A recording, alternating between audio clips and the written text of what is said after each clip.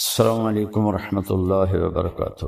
بسم اللہ الرحمن الرحیم، والصلاة والسلام علی رسولہ الکریم وعلی آلہ وصحبہ اجمعین، اما بعد۔ میرے محترم بھائی اور دوستو، بہنوں، بیٹوں، بیٹیوں، پوری دنیا میں سننے والے اہل ایمان ہوں، اہل اسلام ہوں یا غیر مسلم ہوں، سب کے لیے میری دعا ہے اللہ ہم سب کو صراط مستقیم نصیب فرمائے۔ اللہ نے مجھے بہت دفعہ دنیا پھرائی اور ہر گھر گھاٹ کا پانی پیا۔ اس وقت فرسٹ ورلڈ کے مسائل اور ہیں، سیکنڈ ورلڈ کے اور ہیں، تھرڈ ورلڈ کے اور ہیں، لیکن مشکلات میں سب پھنسے ہوئے۔ اور ایسا نہیں ہے کہ پیسہ کسی کے پاس آ گیا ہے تو بہت اچھی زندگی گزار رہا ہے اور بڑی مزے کی زندگی گزار رہا ہے۔ ہاں، اس کے پاس اچھی گاڑی ہوگی، بہت بڑا گھر ہوگا اور بہت بڑا کاروبار ہوگا، نوکر چاکر ہوں گے اور دنیا کے بڑے لوگوں سے ان کے تعلقات ہوں گے، لیکن اس کو زندگی نہیں کہتے۔ زندگی یہاں ہے، یہاں اندر۔ وفی انفسکم افلا تبصرون، اللہ نے ہمیں بنایا ہے، اللہ کو پتہ ہے کہ خوبصورت زندگی ہم کیسے گزار سکتے ہیں۔ تو اللہ کہتا ہے کہ خاص طور پر سب سے کہہ رہا ہے، ایمان والے بھی اور جو اللہ کو نہیں مانتے ان کو بھی، کبھی اپنے اندر غور کیا کرو، کبھی اپنے اندر جھانک کے دیکھا کرو۔ تم اوروں کو دیکھتے رہتے ہو اور اوروں کو عیب ڈھونڈتے رہتے ہو، کہا یہاں دیکھا کرو۔ تجھے کیوں فکر ہے اے گل دل صد چاک بلبل کی، تو اپنے پیرہن کے چاک تو پہلے رفو کر لے۔ علامہ اقبال رحمہ اللہ جیسا شاعر کسی ماں نے پیدا نہیں کیا، نہ عربی میں، نہ انگلش میں، نہ اردو میں، نہ فارسی میں۔ وہ مثال دیتے ہیں، پھول کو کہہ رہے ہیں کہ تو بلبل کے ٹوٹے ہوئے دل اور بلبل کے پھٹے ہوئے دل کی تو فکر تجھے ہے، تجھے اپنی فکر کیوں نہیں کہ تیرے تو اپنے 100 ٹکڑے ہوئے پڑے ہیں، تو پہلے ان ٹکڑوں کو تو سی لے، پھر تو بلبل کے دل کو بھی دیکھ لینا۔ تو یہ خوبصورت تعبیر ہے کہ لوگوں کے عیب دیکھنا چھوڑ دو، اپنے عیب دیکھو۔ یہ ایک بات ہے۔ پیسے سے آدمی بڑا نہیں بنتا، پیسے سے بڑا مالدار بن جاتا ہے۔ بڑا انسان بننے کے لیے صفات ہوتی ہیں، کپڑے نہیں ہوتے۔ آپ گدھے کو نور کا ہیرا تاج پہنا دو تو وہ بڑا ہو جائے گا۔ ابھی میں انگلینڈ سے واپس آیا ہوں تو برمنگھم میں ہم نے ایک گھر لیا تھا، وہاں وہ ایوین گھر ہوتے ہیں، کرائے پہ ملتے ہیں۔ تو جب ہم وہاں سے نکلنے لگے تو گھر کا مالک آ گیا ہمیں سی آف کرنے کے لیے۔ تو بہت قیمتی گاڑی تھی، اس کی جیپ تھی، میں نے تو پہلی دفعہ دیکھی اور نام بھی نہیں پڑھ سکا، لیکن بہت خوبصورت اور لگتا تھا کہ مہنگی گاڑی۔ تو فرنٹ سیٹ پہ کتا بیٹھا ہوا تھا کہ وہاں بیوی کو خامند نہیں ملتا، خامند کو بیوی نہیں ملتی، اولاد کو ماں باپ نہیں ملتے، ماں باپ کو اولاد نہیں ملتے، بھائیوں کو بہنیں نہیں ملتی، بہنوں کو بھائی نہیں ملتے۔ وفا تم نہ دیکھو گے ہرگز کسی میں، زمانہ وہ ایسا عجیب آ رہا ہے۔ تو وہ کتا آگے بیٹھا ہوا تھا اور وہ اس کے ساتھ مزے میں تھا۔ تو اب اس بڑی جیپ میں بیٹھ کے، جسے کتا بڑا نہیں بن سکتا، یہ انسان بھی بڑا نہیں بن سکتا۔ انسان کی بڑائی ہے اللہ کی مانے اور اس کے محبوب کی مانے۔ من عمل صالحا من ذکر او انثی وهو مؤمن فلنحینہ حیاتا طیبہ، جو اچھے عمل کرے گا، عورت ہو یا مرد ہو، ایمان والا ہو، تو ہم اس کو خوبصورت زندگی عطا فرمائیں، خوبصورت زندگی عطا فرمائیں۔ اور کون کہہ رہا؟ اللہ۔ ہمارا علم کیا کہتا ہے؟ پیسہ آئے گا تو سب ٹھیک ہو جائے گا۔ نہیں، اللہ کی قسم، اتنی آج دنیا تباہ ہے، انسانیت جتنی آج تباہ ہے اتنی کبھی بھی نہیں، اتنی آج فرسٹریشن کا شکار ہے اتنا کبھی بھی نہیں ہوئی۔ آپ دیکھیں ساری فرسٹ ورلڈ نشے کی سب سے بڑی منڈی ہے۔ سوئٹزرلینڈ جیسے ملک میں اللہ مجھے لے گیا دو تین دفعہ، تو وہاں خودکشی قانوناً اجازت ہے۔ آپ ہاسپٹل جاتے ہیں، پیپر پہلے سے لکھا ہوتا ہے، آپ اس پہ سائن کرتے ہیں، آپ کو ٹیکا لگاتے ہیں، آپ موت کی نیند سو جاتے ہیں۔ اور انگلینڈ میں کیا ہو رہا ہے کہ جو بالکل بوڑھے ضعیف اولڈ ہوم میں پڑے ہوتے ہیں، ان کی اولاد آتی کہتی اس کو زہر کا ٹیکا لگا کے موت دے دو، ہم سائن کرتے ہیں۔ تو اولاد سائن کر کے دیتی ہے، ڈاکٹر ٹیکا لگاتا ہے اور مر جاتا ہے۔ تو وہاں کے مسائل بہت خوفناک ہیں۔ ہمیں تو اللہ یاد آ جاتا ہے، اللہ کا نبی یاد آ جاتا ہے، کچھ اس کے سامنے آنسو بہا لیتے ہیں، تسلی ہو جاتی ہے۔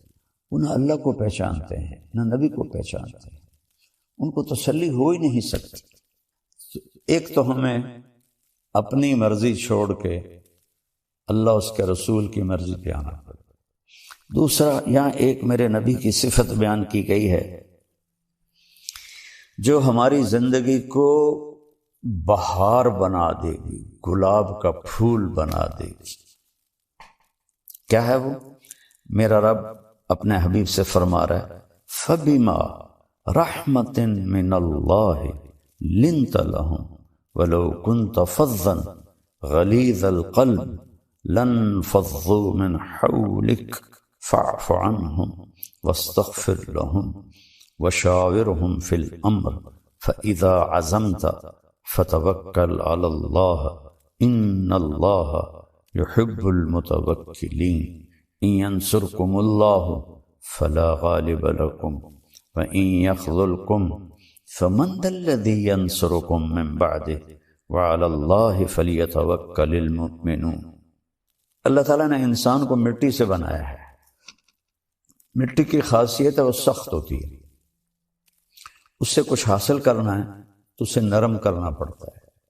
میں خاندانی ذمہ دار طبقے سے تعلق رکھتا ہوں اور بچپن سے ذمہ دارہ ہوتا دیکھا، خود بھی کیا۔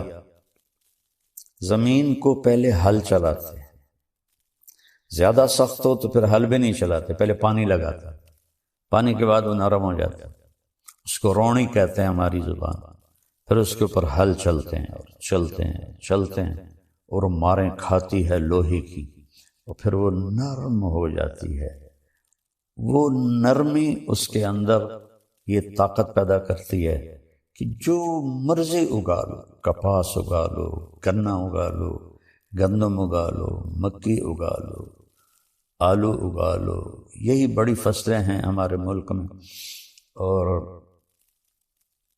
باغ لگا لو، آم کا، مالٹے کا، کنو کا، انار کا، امرود کا، یہ سارے ہمارے ہاں ہیں اللہ کے فضل سے۔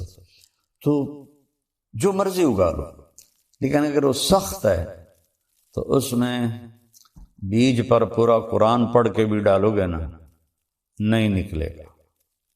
ایک متقی پرہیزگار جنید بغدادی جیسا اپنے ہاتھوں میں مٹھی لے کر ایسے بیج گرائے، نہیں ہوگے گا۔ اور ایک ایتھیسٹ، اللہ کو نہ ماننے والا، زمین کو پانی لگا کر، ہل چلا کر، نرم کر کے مٹھی پھینکے گا، اللہ دانا دانا اگا دے گا۔ تو اگر اس جسم سے نفع لینا ہے اپنے لیے اور اوروں کو نفع پہنچانے کے لیے، تو یہاں اللہ نے ہمیں اپنے نبی کی ایک صفت بتائی ہے، وہ ہے نرمی۔ نرم ہونا پڑے ماں باپ کے ساتھ، بیوی کے ساتھ، بچوں کے ساتھ، بہن بھائیوں کے ساتھ، دوستوں کے ساتھ۔ کہیں جھگڑا بھی ہو جاتا ہے تو گالی نہ نکلے، بدتمیزی کا جملہ نہ نکلے۔ میں اللہ کے احسان کے طور پہ بتا رہا ہوں، اللہ مجھے تکبر سے بچائے، اللہ مجھے بڑے بول سے بچائے۔ 1971 سے اللہ نے مجھے اس راستے پہ چلایا۔ میں اپنی وجہ سے کبھی کسی پہ ناراض نہیں ہوں کہ اس نے میرے ساتھ یہ کر دیا تو اب میں اس سے ٹکر لے رہا ہوں۔ اللہ نے مجھے اس سے ساری زندگی بچایا۔ ایسا نہیں کہ غصہ نہیں آتا ہے، ہمارے نبی پاک صلی اللہ علیہ وسلم کو بھی غصہ آ جاتا تھا۔ اللہ نے انسان کے اندر رکھا ہے۔ آپ کا چہرہ ایسے غصے سے سرخ ہو جاتا تھا، لیکن آپ اس کا اظہار نہیں فرماتے تھے، پی جاتے تھے۔ نہ کر لبوں کو سی، زخم پہ زخم کھا کے جی، اپنے لہو کے گھونٹ پی، آگے قدم بڑھا ہے جا، سینے پہ تیر کھائے جا، یعنی زبان حال سے کہہ دے کہ ہاں ستائے جا۔ ادھر آ ستم گر ہنر آزما ہے، تو تیر آزما ہم جگر آزما۔ تو غصہ آنا کھوتوں نے غصہ آ جاندہ ٹیٹنے مار دے، غصہ آنا فطری چیز ہے۔ پی جانا، دبا جانا، یہ انسانیت ہے، اور یہ چیز پانی ہے، یہ آپ کے پورے وجود کی سختی کو نرمی میں تبدیل کر دے گی، اور آپ لوگوں کے محبوب بنیں گے، ماں باپ کے محبوب بنیں گے، بیوی کے محبوب بنیں گے، بچوں کے محبوب بنیں گے، اللہ اور اللہ کے رسول کے محبوب بنیں گے۔ تو اللہ فرما رہا ہے میرے محبوب، میری بہت بڑی رحمت آپ پہ آئی۔ اللہ نے اپنے نبی پر احسان جتلائے ہیں قرآن میں۔ ما ودعک ربک وما قلی فولسوف یعطیک ربک فترضی الم یجدک یتیما فآوی ووجدک ضالا فہدی ووجدک عائلا فأغنی الم نشرح لک صدرک ووضعنا عنک وزرک الذی انقض ظہرک ورفعنا لک ذکرک انا اعطیناک الکوثر۔ اس طرح پورے قرآن میں اللہ نے اپنے نبی پر اپنے احسان جتائے ہیں، لیکن جتنا احسان اس نے اس ایک چیز پر جتایا ہے کہ آپ نرم ہو کے، ایسا کسی جگہ بھی نہیں جتایا۔ فَبِمَا رَحْمَةٍ مِّنَ اللَّهِ، اس کو عربی قاعدے کے لحاظ سے بعد میں آنا تھا لِنْتَ لَهُمْ کے، لیکن اس کو پہلے لایا گیا ہے۔ یہ بھی ایک قاعدہ ہے، خلاف قاعدہ نہیں ہے کہ جب کسی چیز کی اہمیت بتانی ہوتی ہے تو اسے فعل سے پہلے ذکر کرتے ہیں۔ ایاک نعبد، حالانکہ ہے نعبدک ونستعینک، لیکن یہاں ایک مطلوب ہے کہ صرف تیری بندگی، صرف تجھی سے مانگنا، انسانوں سے نہیں۔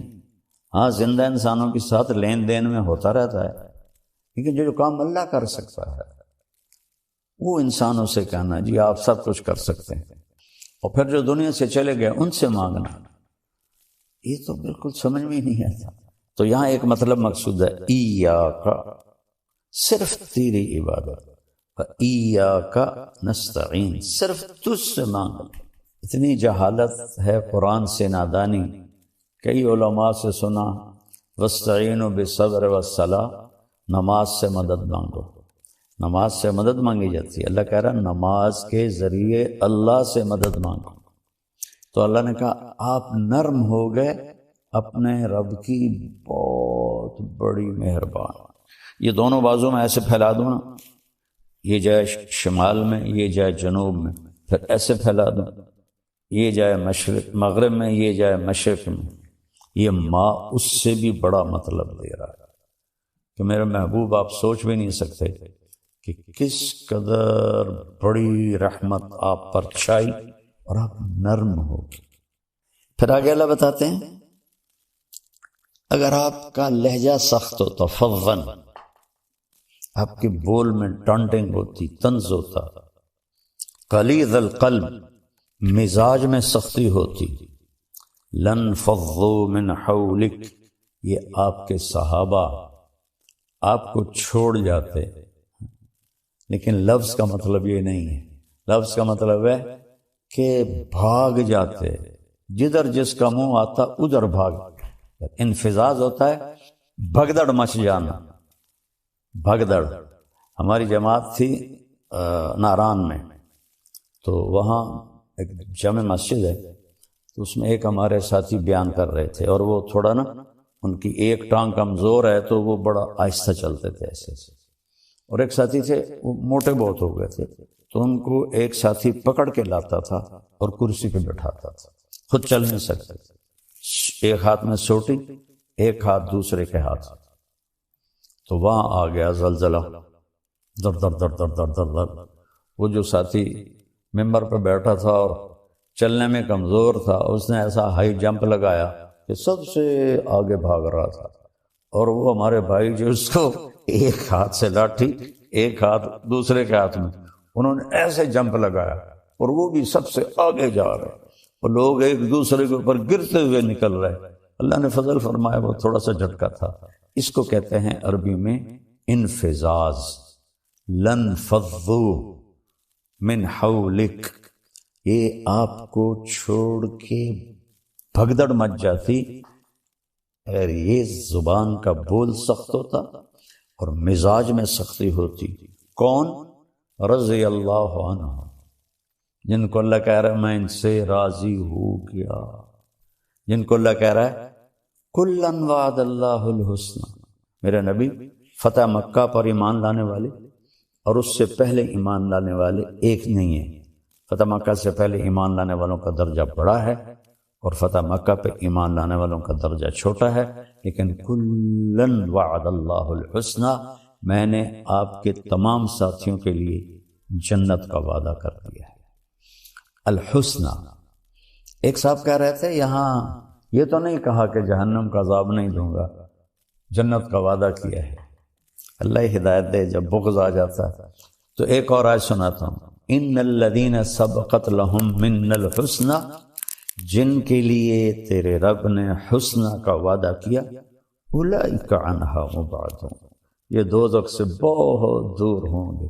لا یسمعون حسیسہا، اس کی آہٹ بھی نہیں سنیں گے، حالانکہ جب وہ آ کے چنگھاڑے گی تو دل پھٹ جائیں لوگوں کے، پر موت کوئی نہیں، کہ وہ اس کی تو آہٹ بھی نہیں سنیں۔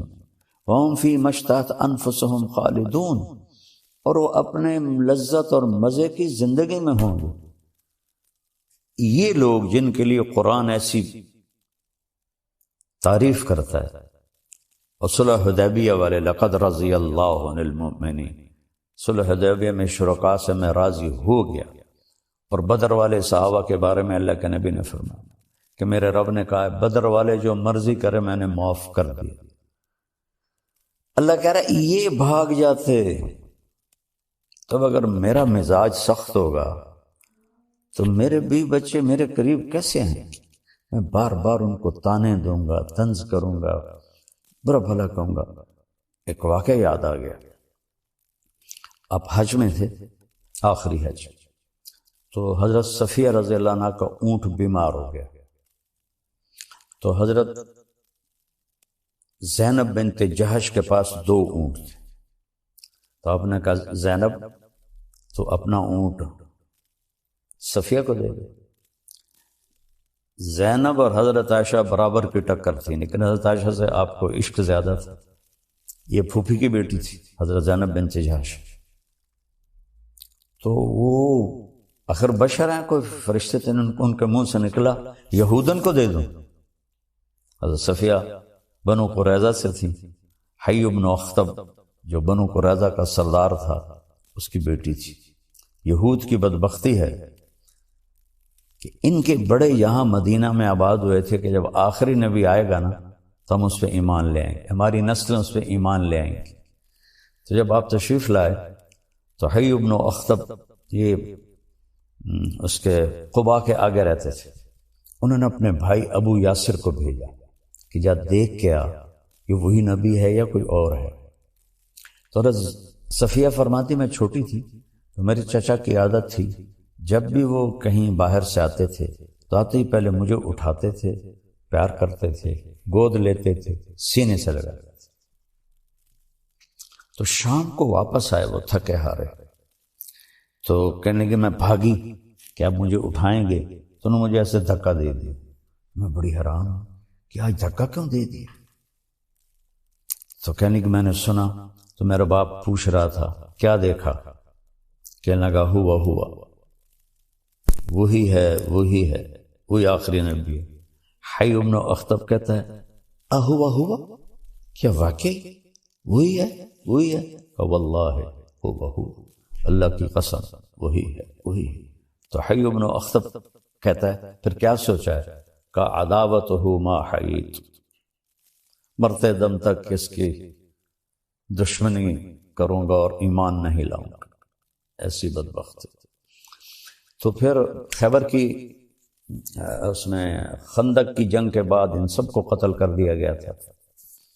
تو حضرت صفیہ کے بارے میں حضرت زینب کے منہ سے نکلا یہودن کو دے دوں، تو آپ نے کچھ کہا نہیں، لیکن آپ کو اتنا صدمہ ہوا کہ ذوالحج کا پورا مہینہ بات نہیں کی، محرم کا پورا مہینہ بات نہیں کی، سفر میں ربیع الاول میں تو آپ دنیا سے چلی گئے، سفر میں کوئی تاریخ کہیں نہیں یاد مجھے، آدھا سفر کا مہینہ 2.5 مہینے اپنی بیگم سے بات نہیں کی۔ اس کی وجہ سے اتنا اثر آپ پر ہوا، تانا دیں لا تلمزوا انفسکم، اللہ کہہ رہا ہے اپنے آپ کو تانا نہ دو، یعنی اگر میں تانا دیتا ہوں طیب کو تو میں اپنے آپ کو دے رہا ہوں۔ کیا خوبصورت اللہ نے لفظ بولا لا تلمزوا انفسکم۔ تو اللہ کے نبی اتنا اس پر آپ کے دل پہ رنج آیا، آپ نے کہا کچھ نہیں، لیکن پورے 2.5 مہینے آپ نے بات نہیں کی، نہ گھر گئے۔ تو حضرت زینب فرماتی میں تو نا امید ہو گئی کہ اب تو کبھی بھی نہیں آئیں گے، ہمیشہ کے لیے ناراض ہو گئے۔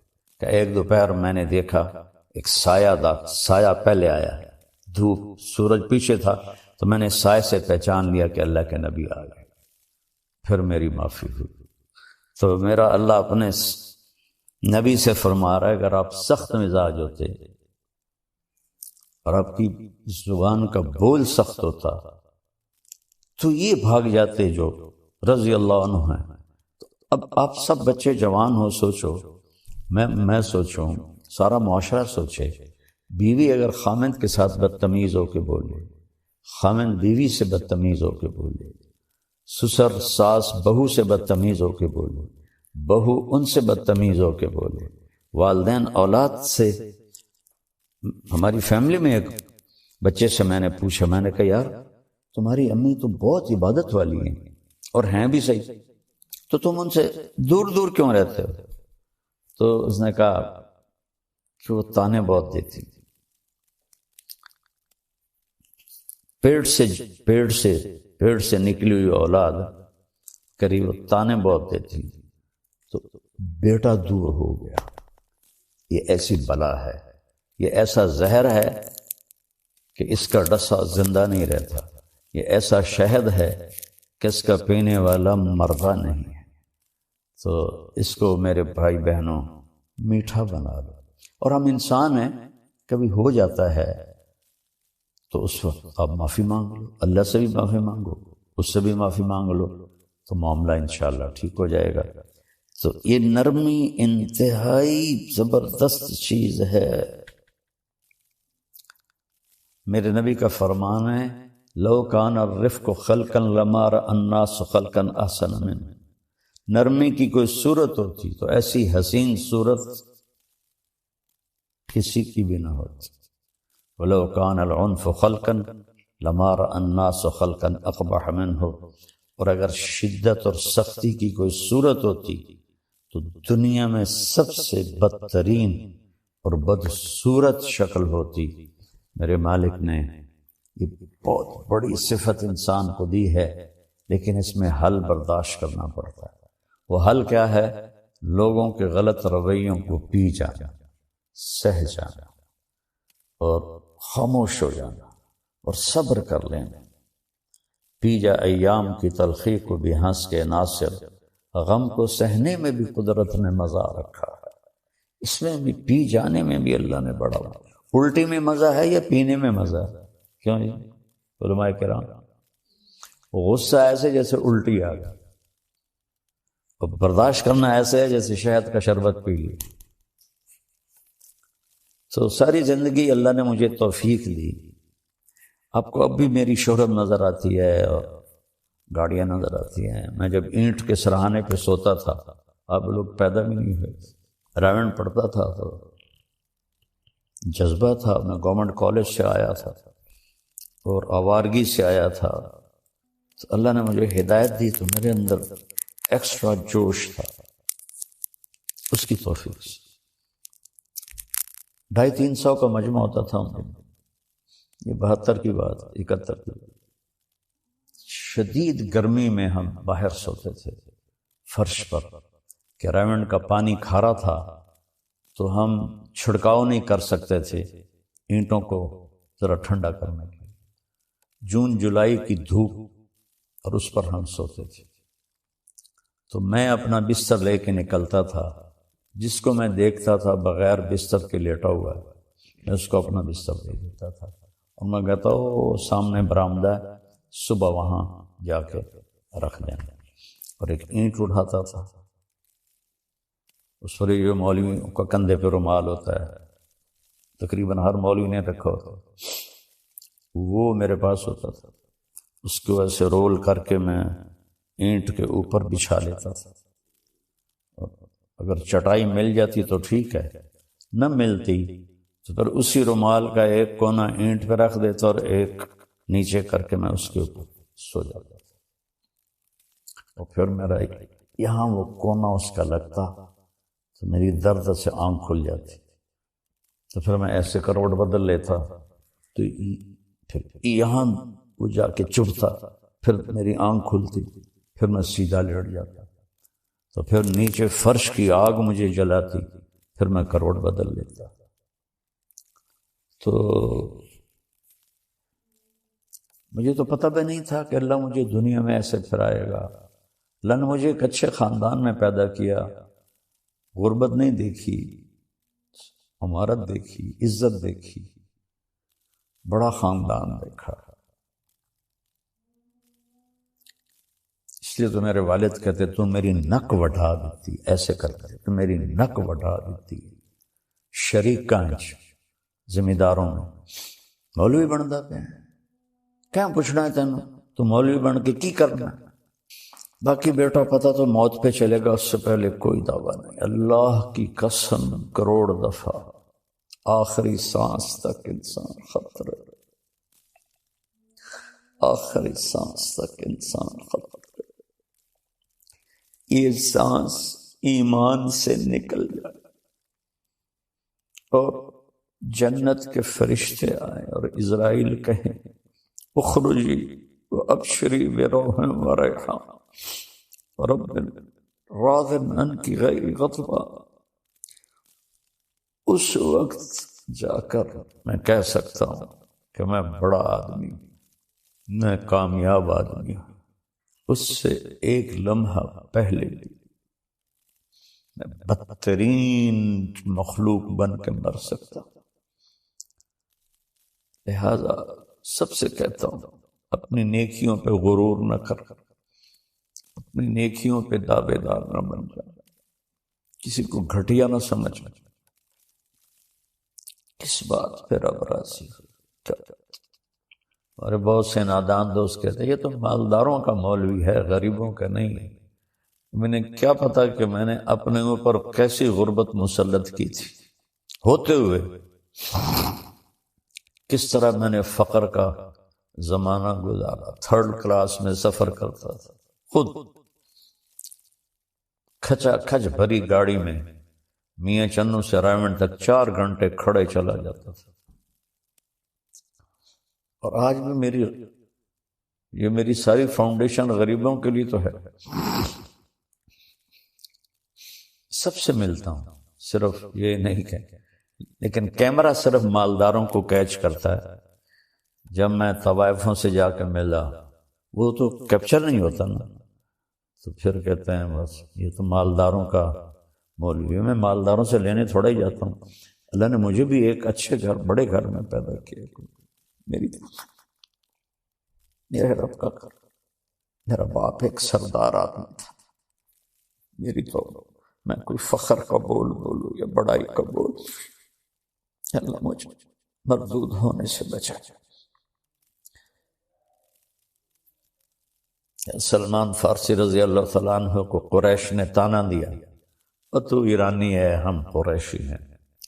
فرمانے لگے بھائی میں تو ایرانی بھی نہیں، ان ثقلت موازینی فانا کریں، اگر قیامت کے دن میری نیکیاں بڑھ گئیں پھر میں تمہیں بتاؤں گا کہ میں بڑی عزت والا، میں خفت موازی فانا لئی، اگر میری نیکیاں گھٹ گئی، میں کوئی فخر سے نہیں کہہ رہا ہوں، کیا ساری دنیا ایک مچھر کے پر کے برابر نہیں ہے، شکرانے کے طور پر کہہ رہا ہوں۔ میں مالداروں سے کچھ مانگنے نہیں جاتا ہوں، ان کو دینے جاتا ہوں۔ اور یہ مالدار لوگ عام مولوی کی بات سنیں، اب تھوڑا کیا سوچو تو صحیح، میں ان کے برابر کا ہوں تو وہ میری بات سنتے ہیں اور دین پہ آتے ہیں، زندگیاں بدلتے ہیں۔ وما لم يشاء لم يكن اعلم ان الله على كل الله احاط به واشهد ان لا اله الا الله وحده لا شريك له ان سيدنا ومولانا محمدا عبده ورسوله اعوذ بالله من الشيطان الرجيم وكذلك جعلناكم امه وسطا۔ رمضان کی سب سے بڑی تیاری کیا ہے کہ اپنے دلوں کو صاف کر لو پہلے سے، کہ جس دل میں نفرت ہو، بغض ہو، کسی کے لیے غصہ ہو، کسی کے لیے کیا کیا جذبے ہوں، دل صاف کرنا۔ ہمارے گھروں میں روزانہ جھاڑو ہوتا ہے، یہاں مدرسے میں روزانہ صفائی ہوتی کہ نہیں ہوتی؟ کیونکہ دنیا کی اصل گندگی ہے تو جھاڑو ہاتھ سے نہیں چھوٹ سکتا۔ حرم شریف میں دیکھا کیسے چاروں طرف خدام پھر رہے ہوتے ہیں برش لے کر، تو دل پہ غبار ایسے آتا ہے جیسے صحن میں غبار آتا ہے، دل پہ گندگی ایسے آتی ہے جیسے صحن میں آتی ہے۔ تو ہم نے نظام بنایا ہوا ہے، لوگ وہ کر رہے ہیں، وہ روزانہ جھاڑو دیتے ہیں۔ تمہارا دل ایک آنگن ہے، ایک صحن ہے، اس میں بغض، نفرت، حسد، پتہ نہیں کیا کیا گندگیاں آئیں گی اور آتی رہیں گی۔ بچوں ایک کام کرو، جھاڑو پکڑ لو، صاف۔ یا اللہ معاملہ تجھ سے کرنا ہے، لوگوں سے نہیں۔ کسی نے برا کہا، کسی نے غیبت کی، کسی نے گالی دی، کسی نے دھکا دیا، کسی نے حق مارا، کسی نے کچھ کیا، یا اللہ تیرے سپرد، میں نے اپنے دل کو سب سے صاف، میں نے اپنے دل کو سب سے صاف کیا۔ یہ اتنی بڑی عبادت ہے کہ بڑے بڑے نفلوں والے، تہجد والے، حج عمرے روزے والے تمہیں نہیں پکڑ سکیں، کیونکہ اس کا کرنے والا دنیا میں کوئی نہیں۔ نفل پڑھنے والے تو بے شمار ہیں، عمرے کرنے والے بے شمار ہیں، علماء بے شمار ہیں، حاجی بے شمار ہیں، سخاوت کرنے والے بے شمار ہیں، لیکن اس ٹکڑے کو صاف کرنے والا لاکھوں میں ایک بھی نہیں۔ مشکل کام، آپ یہ سیکھیں، صاف صاف صاف۔ یہ رمضان کی سب سے بڑی تیاری اور علم کو حاصل کرنے کی سب سے بڑی چابی ہے کہ اپنے دل کو کھلا کرنا۔ کوئی چیز خالی ہوگی تو کچھ آئے گا۔ جس دل میں بغض بھرا ہو، نفرت بھری ہو، حسد بھرا ہو، کینہ بھرا ہو، اس میں خاک آئے، اس میں تو علم کی ایک کرن بھی نہیں آئی۔ زبان سے چاہے جتنے مرضی موتی بکھیرے، دل اس کا اندھا ہوگا۔ لا تعمل ابصار ولكن تعمل القلوب التي في الصدور۔ یہ آنکھوں سے اندھے نہیں، دل سے اندھے۔ بچوں اپنے دل کو صاف کرنا۔ وہ کتنی مشہور حدیث ہے، آپ نے کہا اس دروازے سے ایک جنتی آ رہا، ایک انصاری صحابی داخل، جوتا ہاتھ، داڑھی میں وضو کا پانی۔ اگلے دن اس دروازے سے ایک جنتی آ رہا ہے تو ایک صحابی آئے، ہاتھ میں جوتا، داڑھی میں وضو کا پانی، وہی صحابی۔ اگلے دن اس دروازے سے ایک جنتی آ رہا ہے تو وہی صحابی 3 دن جنت کی بشارت لیے۔ اس صحابہ کی جماعت میں ایک شخص ہیں جن کا نام ہے عبداللہ بن عمر بن عاص۔ ان سے بڑا عبادت گزار صحابہ میں کوئی نہیں تھا، نہ سابقین میں، نہ متاخرین میں، نہ پہلوں میں، نہ بعد والوں میں۔ ان کی عبادت کیا تھی؟ ساری رات جاگنا، سارے دن کا روزہ، اور ایک ختم قرآن صبح سے شام۔ اتنی اللہ نے طاقت دی تھی۔ پھر وہ غلوب والی بات آ گئی، ایکسٹریم ہونے والی بات آ گئی۔ ان کی شادی والی رات حجلہ عروسی میں داخل ہو رہے ہیں، دلہن کے کمرے میں داخل ہو رہے ہیں، اور مصلی بچھا کے اللہ اکبر، اور دیر نفل تے نفل، دیر نفل تے نفل۔ ان کی بیگم نے دیکھا تو وہ بھی خیر کا زمانہ تھا، انہوں نے بھی وضو کیا اور پیچھے مصلی بچھا کے وہ بھی فجر تک نفل پڑھتے رہے۔ صبح ہوئی تو حضرت عمر بن عاص رضی اللہ عنہ نے پوچھا بیٹی رات کیسی گزری؟ کہا جی ماشاءاللہ آپ کے بیٹے تو بڑے عبادت گزار ہیں، ساری رات نفلوں میں ہی گزری۔ تو وہ ان کو شکایت کر دی۔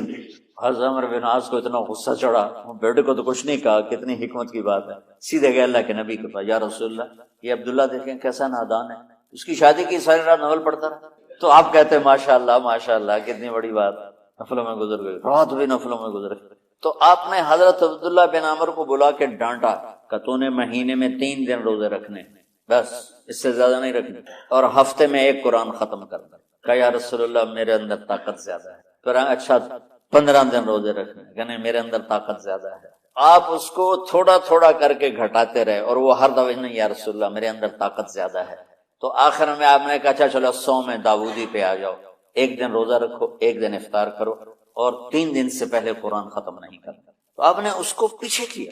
یہ بیٹھے تھے اس محفل میں، ان کے دل میں آیا کیا یہ بزرگ مجھ سے زیادہ عبادت کرتا، رات میں ساری جاگتا ہوں، دن روزہ رکھتا ہوں، 1 ختم کرتا ہوں، تو جنت کی بشارت تو مجھے ملنی چاہیے، ان کو کیسے مل رہی؟ یہ کسی کتاب میں نہیں لکھا کہ یہ ان کا جذبہ تھا، لیکن جو کہ میں ان کی سیرت کو جانتا ہوں تو مجھے خیال آتا ہے کہ ان کی نفسیات میں یہ بات آئی ہوگی، کیونکہ صرف انہیں کو خیال آیا کہ میں جا کے دیکھتا ہوں کہ یہ بزرگ کیا کرتا ہے۔ تو ان کے پاس پہنچ گئے، چاچا ذرا، وہ ادھیڑ عمر تھے، چاچا وہ میرے ابا تھوڑے ناراض ہیں، تو کچھ دن آپ کے پاس گزارنا کا، بیٹا بسم اللہ آ جاؤ۔ اب رات ہوتے ہی عشاء کی نماز پڑھ کے انہوں نے جلدی سے چادر اوپر لی اور یوں سراغ کر کے ان چاچے کو دیکھنے لگے کہ اب یہ کیا ساری رات سجدہ کرے گا اور ساری رات روتے روتے روتے روتے مصلی گیلا ہو جائے گا، یا ساری رات رکوع کرے گا، ساری رات قیام کرے گا، ساری رات قرآن پڑھے گا، اس تصور سے یوں دیکھ رہے۔ اور وہ بزرگ صحابی تشریف لائے، سرانے پہ سر رکھا، اللہم بسمک اموت و احیا، ہو گئے۔ اب یہ دیکھ رہے ہیں ابھی اٹھیں گے، ابھی اٹھیں گے، ابھی اٹھیں گے، فجر کی اذان پہ اٹھے۔ اب یہ تو حیران پریشان ہو گئے، یہ کیا؟ اس زمانے میں تو منافق تہجد نہیں چھوڑتے تھے ڈر کے مارے کہ پتہ نہ چل جائے ہمارے کفر کا، تو یہ چاچا جنت بھی لے گیا تو ستا بھی پیا کہ چلو کل دیکھوں گا۔ اگلی رات پھر چادر سر پہ کر کے اور یوں سوراخ کر کے بیٹھ لیٹے ہوئے اور دیکھ رہے۔ چاچا پھر تشریف لے اور سرانے پہ سر رکھا، اللہم بسمک اموت و احیا، ہو گئے۔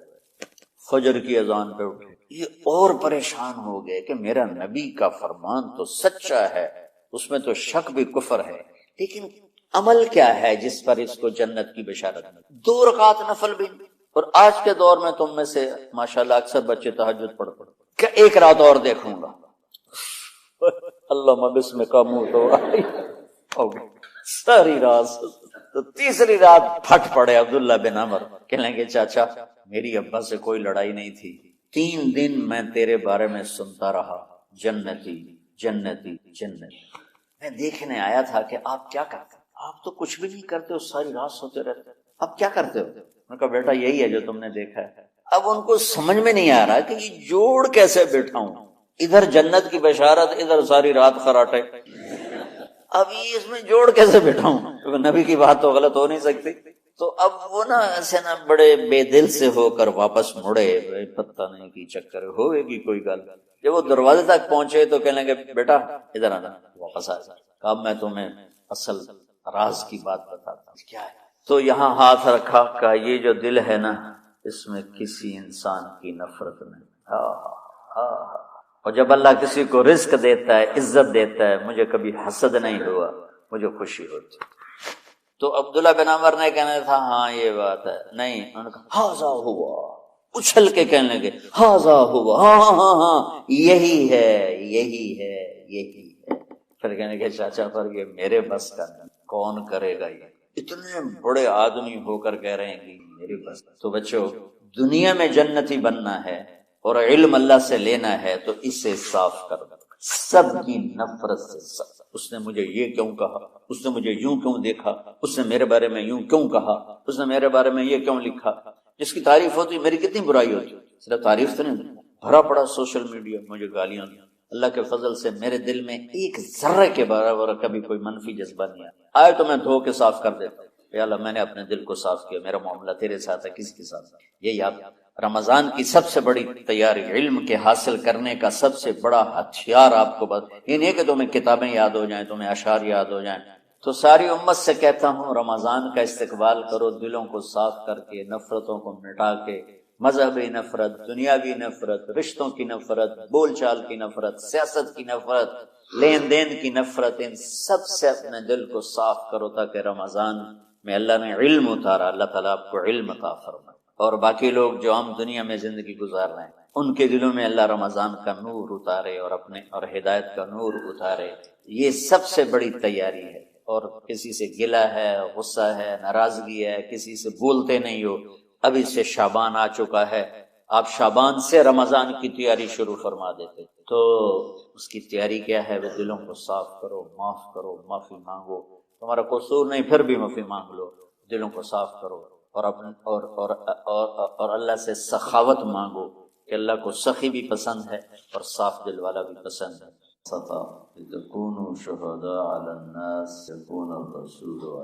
رمضان میں چونکہ سارا علم اترا تو مجھے خیال آیا کہ ہمیں رمضان میں چھٹی کرنا تو ایک ایسی عادت ہے، کوئی سنت تو ہے نہیں، تو مجھے رمضان میں پڑھائی کروانی چاہیے، چاہے تھوڑی ہوگی. روزے کی بھوک بھی ستائے گی اور رات کے جاگنے کی وجہ سے نیند بھی ستائے گی، لیکن اس میں ایک لفظ سینکڑوں لفظوں پہ بھاری ہوگا غیر رمضان.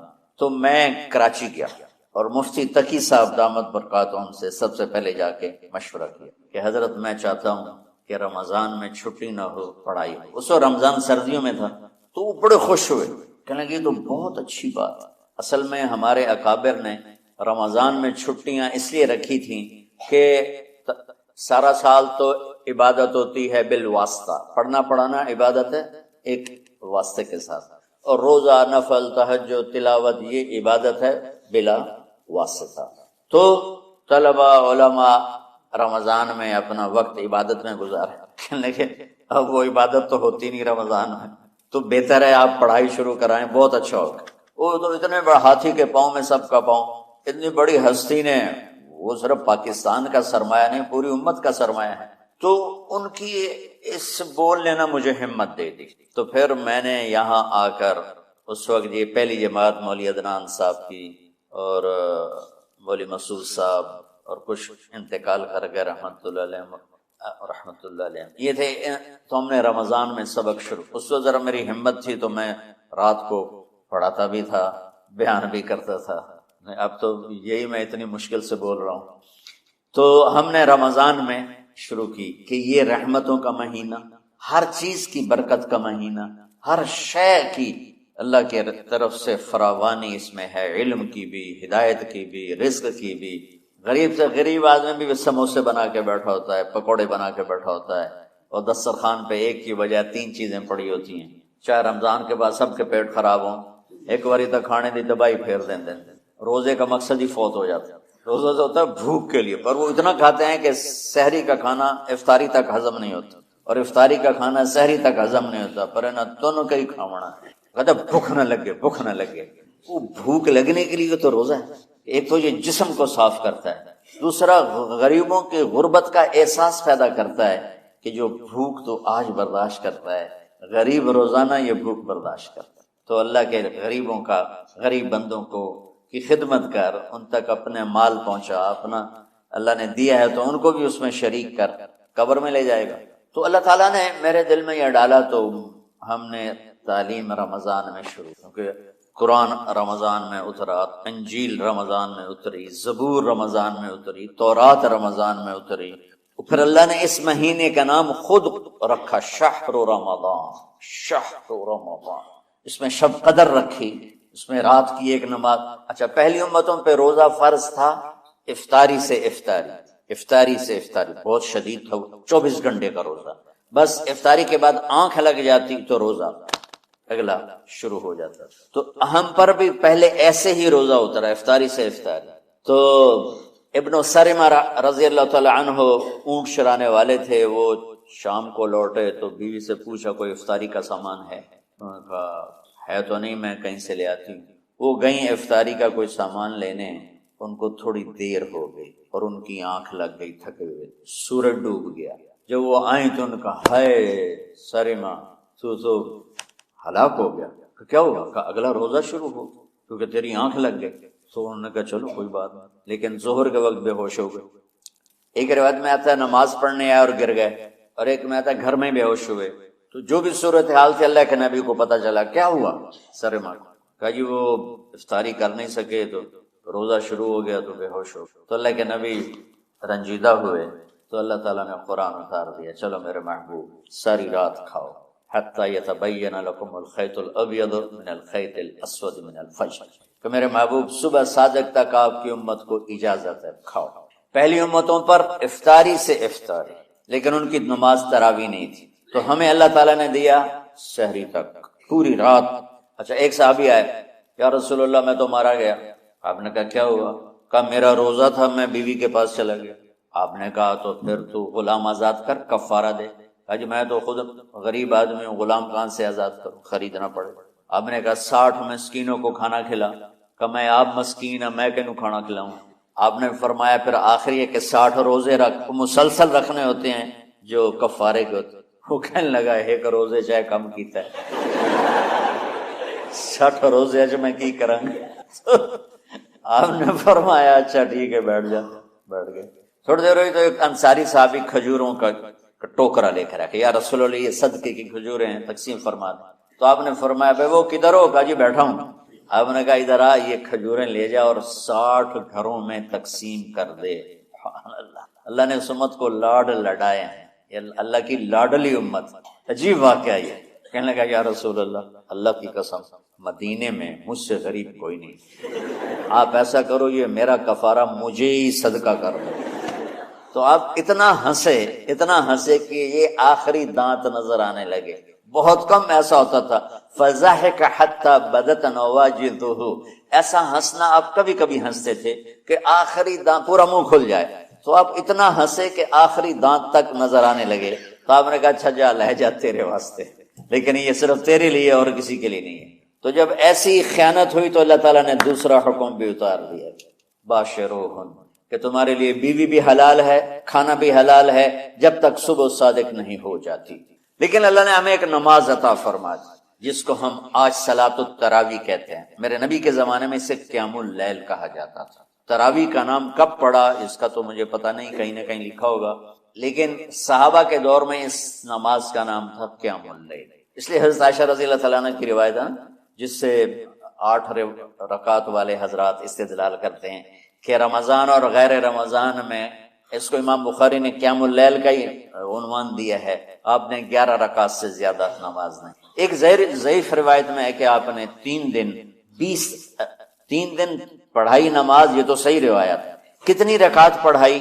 تو ایک ضعیف روایت میں ہے کہ 20 رکعت پڑھائی. اچھا ضعیف روایت سے عبادت ثابت نہیں ہو سکتی حکم شرعی.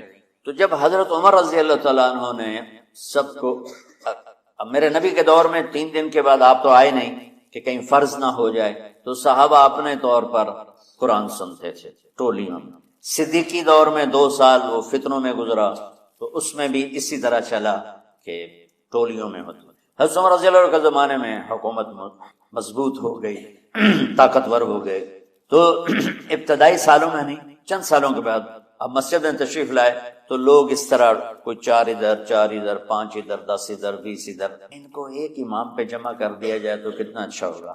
تو آپ نے سب کو اکٹھا کیا اور ابی بن کعب رضی اللہ تعالیٰ عنہ کو امام بنایا اور سب کو ایک نماز پہ جمع کر کے 20 رکعت کا حکم عطا فرمایا. تو حضرت عمر کا یہ عمل اس حدیث کو مضبوط کر دیتا ہے کہ چونکہ میرے نبی نے کہا علیکم بسنتی و سنت الخلفاء الراشدین من بعدی، کہ میری اور میرے خلفاء راشدین کی سنت پر مضبوطی سے عمل کرنا. تو حضرت عمر کا جو 20 رکعت طے کرنا ہے، اگر ان کا اپنا اجتہاد ہے تو بھی ہمارے لیے عمل کے لیے کافی ہے، اور اگر ان کو یہ یاد ہے کہ میرے نبی نے 20 پڑھی تھیں تو اور زیادہ اچھی بات ہے. لیکن بہرحال جو 8 پڑھتا ہے ہمارا اس پہ بھی کوئی اعتراض نہیں، کیونکہ وہ بھی حدیث کے ساتھ بات کرتا ہے. اور باقی پوری امت 20 پڑھتی ہے، ان پر بھی اعتراض نہیں. میں ایک جگہ سے گزر رہا تھا، نماز کا وقت ہو گیا، اہل حدیث کی مسجد تھی، میں وہاں نماز پڑھنے چلا گیا تو ایک بہت بڑا اشتہار لکھا ہوا تھا 20 تراویح ثابت کرنے والے کو 5 لاکھ روپے انعام. کس قدر بے وقوفی ہے اور کس قدر احمقانہ یہ امت کی باتیں ہیں کہ 20 تراویح، سینکڑوں سال سے امت کا عمل 20 تراویح آ رہا ہے۔ تراویح کا نام جو پڑھا مجھے یوں لگتا ہے کہ اہل مکہ، یعنی اہل مکہ جو تھے نا، وہ 4 تراویح پڑھ کے ایک طواف کرتے تھے، تو وہ آرام کے لیے ہوتا، ترویحہ آرام، تھوڑی دیر کا آرام، تو 4 تراویح کے بعد ایک طواف کرتے تھے۔ وہ چھوٹا سا طواف 10 منٹ میں ختم ہو جاتا تھا، اور پھر 4 تراویح پڑھتے تھے، پھر طواف کرتے تھے، پھر 4 پڑھتے تھے، پھر طواف کرتے تھے۔ یہ صحابہ کے تھوڑے بعد کے دور کی بات۔ تو مدینے والوں کو پتا چلا کہ مکے والے تو یہ کرتے ہیں، وہ کہنے لگے اساں کی کری، انہوں نے کہا اسی 40 تراویح پڑھا، 40 رکعت، وہ 40 رکعت پڑھتے تھے۔ تو نوافل میں کوئی سختی نہیں کہ بھائی 8 سے زیادہ نہیں پڑھنی، بدعت ہو جائے گی، اور 20 پڑھنا بدعت ہے، یہ سب جہالت ہے۔ مجھے 8 پڑھ رہے ہیں یہ غلط ہے، یہ بھی حماقت کی بات ہے۔ جو صحیح حدیث سے دلیل پکڑ کے کوئی عمل کرتا ہو تو بھائیو اس سے بحث نہ کیا کرو، مناظرہ نہ کیا کرو، یہ بہت نادانی والی بات۔ اور امت کا خلق، ایک لاکھوں کروڑوں انسانوں کا ایک عمل پہ جمع ہونا، یہ بذات خود اس کی طاقت کی ایک دلیل۔ اور حرمین جب سے میرے رب نے، حضرت عمر نے 20 رکعت شروع کی، آج تک وہاں بھی ساری مساجد میں 8 رکعت تراویح ہوتی ہے، لیکن حرمین کی مسجد میں 20 رکعت، ادھر بھی ادھر بھی۔ اور یہ جو وہاں ختم قرآن پہ دعا نہیں مانگی جاتی، یہ کس کا عمل ہے؟ حضرت عثمان نے اپنے دور خلافت میں تراویح پڑھانے والے سے کہا جب قرآن ختم کرو تو دعا کرنا۔ وہ کہنے لگے جی کیا دعا کروں؟ کہ جو تیرے دل میں آیا کرنا۔ تو ختم قرآن کی رات تراویح کی آخری رکعت میں من الجنت والناس کے بعد دعا کے لیے ہاتھ اٹھانا، یہ حضرت عثمان رضی اللہ تعالیٰ عنہ نے اس کو زندہ فرمایا۔ اور امام دعا کرتا تھا 1 منٹ، 10 منٹ، 20 منٹ، جتنے بھی، اور پیچھے لوگ آمین کہتے ہیں۔ وطر کی جماعت نہیں ہوتی تھی، وطر کو با جماعت حضرت مولا علی رضی اللہ تعالیٰ عنہ نے شروع کی کہ وطر کو بھی با جماعت پڑھا جائے، تو یہ ان کی سنت ہے کہ وطر کو با جماعت پڑھا گیا۔ تو اب یہ لہٰذا یہ سارے سنت جو کام ان خلفائے راشدین سے ہوا وہ بھی سنت ہے۔ تو اللہ نے ہمیں ایک رات ایک عبادت دے دی کہ میرا قرآن پڑھو اور سنو۔ پہلی امتوں کو تراویح کیوں نہیں تھی یا قیام اللیل کیوں نہیں تھا؟ کہ ان کو اپنی کتاب یاد ہی نہیں ہوتی تھی، وہ اپنی کتاب کے حافظ نہیں ہوتے تھے، وہ اپنی کتاب یاد ہی نہیں کر سکتے تھے، صرف نبی کو یاد ہوتی تھی۔ اللہ نے ہمارے لیے کتنا آسان کر دیا کہ 7 سال کے یہ چھوٹے چھوٹے بچے قرآن یاد کر رہے ہیں، 70 سال کا بوڑھا قرآن یاد کر رہا ہے۔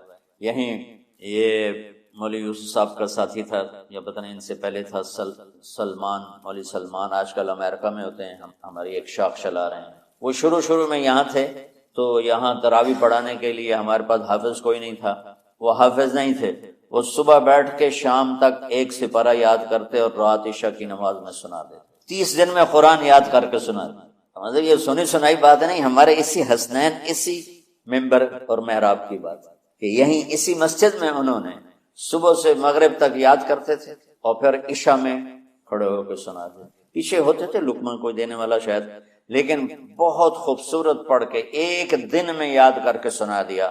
اور ایک مجھے نام بھول گیا، 3 دن میں قرآن یاد کیا، 10 سپارے 1 دن میں یاد کیے، 10 دوسرے دن میں یاد کیے، 10 تیسرے دن میں یاد کیے۔ وَلَقَدْ يَسَّرْنَاهُ لِلذِّكْرِ وَلَقَدْ يَسَّرْنَا الْقُرْآنَ لِلذِّكْرِ فَهَلْ مِن مُدَّكِرٍ۔ تو اللہ تعالیٰ نے اس کو نصیحت کے لیے بھی آسان کیا ہے اور یاد کرنے کے لیے بھی آسان کیا ہے۔ کوئی کتاب پہلے یاد نہیں ہوتی تھی کسی کو، ماشاءاللہ تم میں کتنے حفاظ بیٹھے ہیں اللہ کے فضل سے۔ اور جب میں ذرا ہمت میں تھا تو میں 3 دن میں قرآن سنتا تھا تراویح میں، 10 سپارے ایک رات میں، 10 سپارے اس سے اگلی 10 سے، پھر ہفتہ ہو گیا، پھر 10 دن ہو گئے، پھر اب 15 دن ہو گئے، اب 20 دن بھی ہو جاتے ہیں۔ شروع میں 3 دن میں، اور یہی ہمارے مدرسے کے بچے جو مجھے سناتے تھے اور ماشاءاللہ کہیں نہیں اٹکتے تھے، ایک تو اسلام آباد میں ہوتا ہے اور ایک اب جنید ہے وہ امریکہ میں ہوتا ہے۔ تو اللہ تعالیٰ نے اس طرح، اور کراچی میں اشعار لگے ہوتے ہیں 10 دن میں قرآن ختم، 1 ہفتے میں قرآن ختم، یہ وہاں اشتہار لگے ہوتے ہیں بھائی آپ ہمارے پاس آ کے تراویح پڑھیں، ہم ہفتے میں قرآن ختم کر دیں۔ ٹھیک ہے، تو اللہ نے ہمیں رات کی نماز عطا فرمائی، اور چونکہ یہ ایک مشقت ہے تو میرے نبی نے کہا یہ رات کی نماز کے ہر سجدے پر 1500 نیکی لکھی جاتی، 1500 نیکی لکھی جاتی، اور اللہ تعالیٰ ہر سجدے پر جنت میں ایک محل بناتا ہے جس کے 60,000 سونے چاندی کے دروازے ہوتے، اور ایک درخت اس کے لیے لگاتا ہے جس کے نیچے 100 سال گھوڑا دوڑ سکتا ہے۔ تو رمضان کا اہتمام آپ رجب سے شروع فرما دیتے تھے۔ میرے نبی نے 9 رمضان دیکھے، 9 رمضان اپنی زندگی میں، 9 رمضان۔ 10ویں رمضان سے پہلے آپ اللہ کے پاس چلے گئے۔ آپ کی زندگی میں روزے فرض ہونے سے آپ کی وفات تک 9 رمضان ہوئے، اور میں قربان جاؤں اپنے نبی پر، اپنی امت پہ کیسی شفقت تھی۔ آپ سحری کھاتے تھے بالکل آخری وقت، ادھر بلال اذان دے رہا ہے اور ادھر آپ آخری لقمہ کھا رہے ہیں، اور ادھر سورج نیچے ہوا اور آپ کھجور منہ میں۔ ایک آدمی اوپر کھڑا ہوتا تھا مدینے میں تو وہ چھت پہ، گھر کی چھت پہ کھڑا ہوتا تھا، سفر میں ہے تو وہ کسی پہاڑی پہ کھڑا ہوتا تھا۔ جو ہی سورج کا کنارہ نیچے جاتا اب فوراً وہ کہتا یا رسول اللہ قد غربت، تو آپ کھجور منہ میں ڈال لیتے تھے، یا پانی، کبھی پانی سے افطار فرماتے تھے، کبھی کھجور سے افطار فرماتے تھے، کہ میری امت پہ بھوک کا وقت کم سے کم آئے۔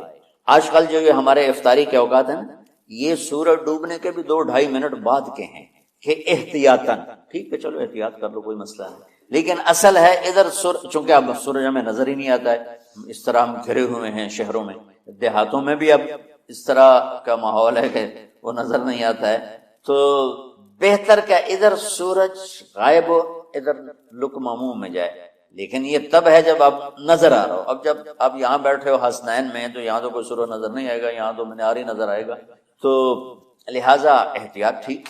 ہمارے اہل حدیث بھائی وہ 2 منٹ پہلے ہم سے افطار کرتے ہیں، تو بڑی اچھی بات ہے کہ سورج کے غروب ہونے کا جو اصل وقت ہے اس کے ساتھ ہی افطار کرنا۔ اور سحری میں ایک واقعہ سناتا ہوں، آپ سحری کھا رہے تھے، بکرے کی سری پکی ہوئی تھی، تو مولا علی رضی اللہ تعالیٰ عنہ اور عرباض بن ساریہ رضی اللہ تعالیٰ عنہ آپ کے ساتھ کھانا کھا رہے تھے، تو حضرت بلال ہے، یا رسول اللہ وقت ختم ہو گیا ہے، میں اذان دینے جا رہا ہوں، آپ برائے مہربانی کھانا پینا بند کریں، اور یہ کہہ کر چلے گئے۔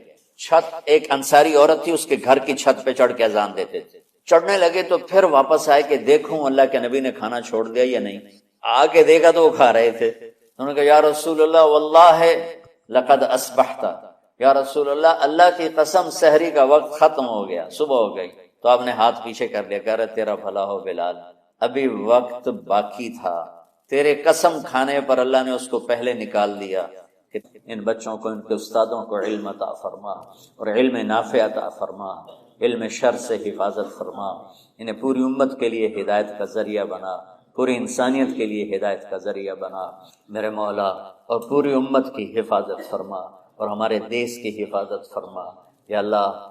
یہ دیس دشمنوں میں گھرا ہوا ہے، چاروں طرف سے یلغار ہے، اندر بھی باہر بھی، اور تیرے سوا کوئی حفیظ نہیں، تو ہی ہے جس نے آگ کو ٹھنڈا کیا حضرت ابراہیم پر، اور موسیٰ کے لیے علیہ السلام کے لیے سمندر کو پھاڑا، اور مچھلی کے پیٹ میں اپنے بندے یونس کو بچایا، اور چھری کے نیچے سے تو نے اسماعیل کو بچایا۔ میرے مولا تیری قدرتوں کی انتہا نہیں، یہ دیس تیرے نام پہ بنا تھا، لا الہ الا اللہ پہ بنا تھا، بنانے والوں کا نعرہ کانوں میں گونجتا ہے اور کتابوں میں پڑھتے ہیں، پاکستان کا مطلب کیا، لا الہ الا اللہ۔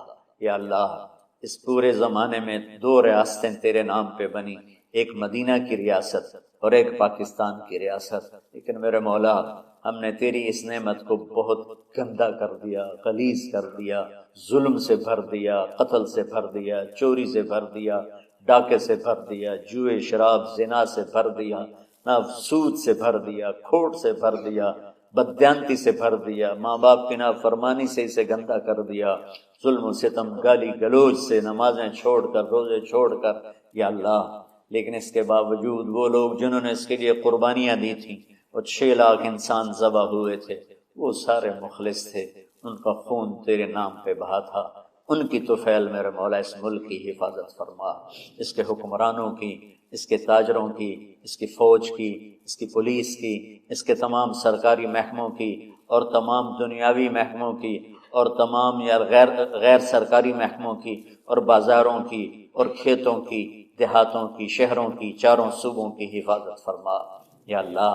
اپنے خزانوں سے تو تو رزق کے دروازے کھول. ہمارا ملک پانی کی کمی کا شکار ہو رہا ہے، ہمیں وافر پانی عطا فرما.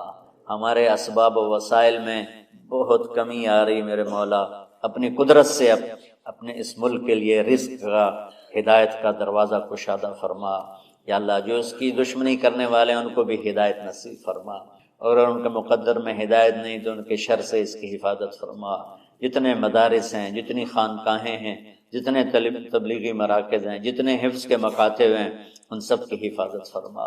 علماء اہل حق کی حفاظت فرما، علماء اہل حق کی حفاظت فرما. یا اللہ صالحین کی حفاظت فرما. یا اللہ احفظنا من بین ایدینا ومن خلفنا وعن ایماننا وعن شمائلنا ومن فوقنا ونعوذ بعظمتك من ان نغتال من تحتنا. اللهم انا نعوذ بك من الاغتيال، اللهم انا نعوذ بك من ان نغتال من تحتنا. اللهم احفظنا من كل بلاء، اللهم احفظنا من كل شر ومن كل بلاء، وعافنا من كل شر ومن كل بلاء. یا اللہ تو پوری امت پہ کرم فرما، رحم فرما. یا اللہ پوری امت کا کہ خون کی، عزت کی، جان کی، مال کی، بچوں کی، بچیوں کی، عزتوں کی حفاظت فرما. پوری دنیا کے کفر کو ہدایت دے دے، پوری دنیا کے غیر مسلموں کو ایمان دے دے. امریکہ والوں کو ہدایت دے دے، افریقہ والوں کو ہدایت دے دے، یورپ والوں کو ہدایت دے دے، ایشیا والوں کو ہدایت دے دے، آسٹریلیا والوں کو ہدایت دے. جو تجھے نہیں پہچانتے انہیں اپنی پہچان کرا دے. ہمیں تو ذریعہ بنا لے ان تک اپنا پیغام پہنچانے کا اور تیرا تعارف کروانے کا. تو ہماری زندگی اس کے لیے قبول فرما لے. ان بچوں کو قبول فرما لے، انہیں ہدایت کے چراغ بنا، ہدایت کے سورج بنا. ان کو، ان کے والدین کو دنیا اور آخرت کی ہر خیر نصیب فرما. ان پڑھانے والوں کو، اس میں کام کرنے والوں کو، دنیا اور تمام شاخوں میں پڑھنے والے، پڑھانے والے، خدمت کرنے والے، کام کرنے والے، ان کے بچوں کی حفاظت فرما. ان کی دنیا بھی بھلی فرما، ان کی آخرت بھی بھلی فرما. اور یا اللہ امت کے جوڑنے کا مدرسۃ الحسنین کو ذریعہ بنا دے، امت کو جوڑنے کا مدرسۃ الحسنین کو ذریعہ بنا دے. یا اللہ جو ایمان پہ تیری بارگاہ میں پہنچ گئے ان کے درجے بلند فرما، ان کی قبریں روشن فرما. ہم جو پیچھے آ رہے ہیں میں عافیت والی، صحت والی، سہولت والی زندگی دے اور ایمان والی موت عطا فرما. یا اللہ امراض والی موت سے بچا، ہسپتالوں والی موت سے بچا، اغتیال والی موت سے بچا. عافیت سلامتی والی ایمان کے ساتھ، اپنی رضا کے ساتھ ہماری واپسی یا اللہ مقدر فرما. یا اللہ جو بیمار ہیں، جو بچے بیمار ہیں، جو اساتذہ بیمار ہیں، یا اللہ میں بھی تیرا حقیر فقیر بندہ بیماری میں چل رہا ہوں، ہم سب کو صحت شفا کامل نصیب فرما، صحت شفا کامل نصیب فرما. یا اللہ صحت شفا کامل نصیب فرما. یہ جو نکاح ہوا ہے ان میں بھی یا اللہ جان بین میں برکت نصیب فرما اور محبت نصیب فرما. یا اللہ ہم سب سے راضی ہو جا. توفنا مسلمین والحقنا بالصالحین غیر خزایا ولا مفتونین انک علی کل شیء قدیر. ربنا آتنا فی الدنیا حسنہ وفی الآخرۃ حسنہ وقنا عذاب النار. وصلی اللہ تعالی علی النبی الکریم. آمین برحمتہ.